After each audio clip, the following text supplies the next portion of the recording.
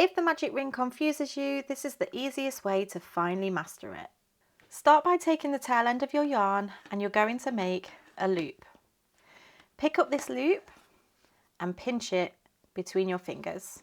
You're then going to take your crochet hook and insert it into the loop, grab the working yarn and pull it through. You're then going to grab the working yarn again and pull it through to chain 1, and this secures your magic ring. This does not count as a stitch, it just holds everything in place. Now we're going to work our stitches into the magic ring and we're going to be working over both strands of yarn. If your circle won't close later, it's usually because you've only worked over one strand of yarn. Now you want to be working your stitches into the magic ring. I'm going to be working a US half double, which is a UK half treble crochet. So I'm going to yarn over and go into that magic ring, yarn over, pull through, and then yarn over, pull through all 3 of those loops on the hook. There is my first stitch. I'm going to be working 8 in total, but you want to have a look at your pattern to see what it's recommending to do and which stitch to use.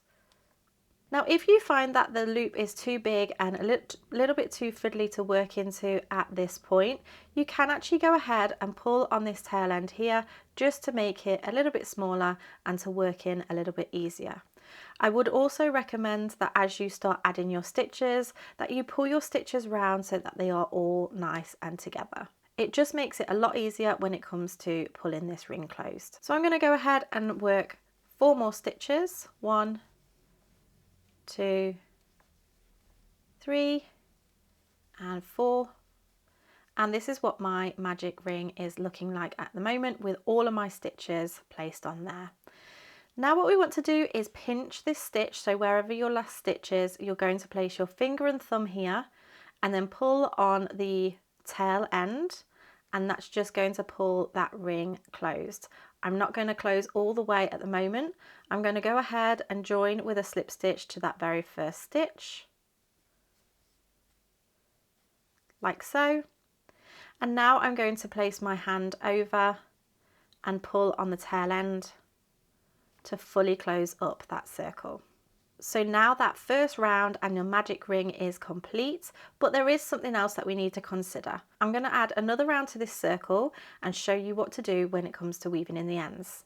So I've done my second round, I fastened off and weaved in that top tail end so that we can clearly see this central tail end that we have to deal with.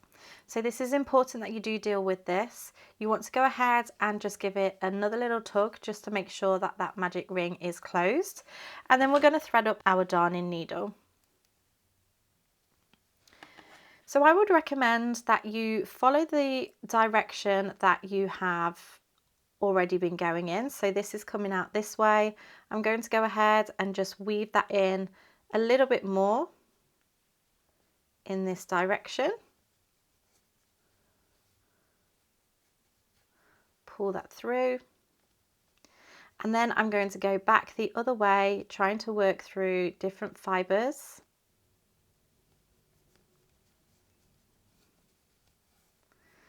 And then I'm going to go once more back through the other way.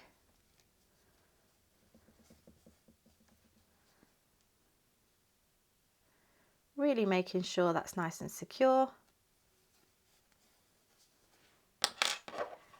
And then I'm going to snip off.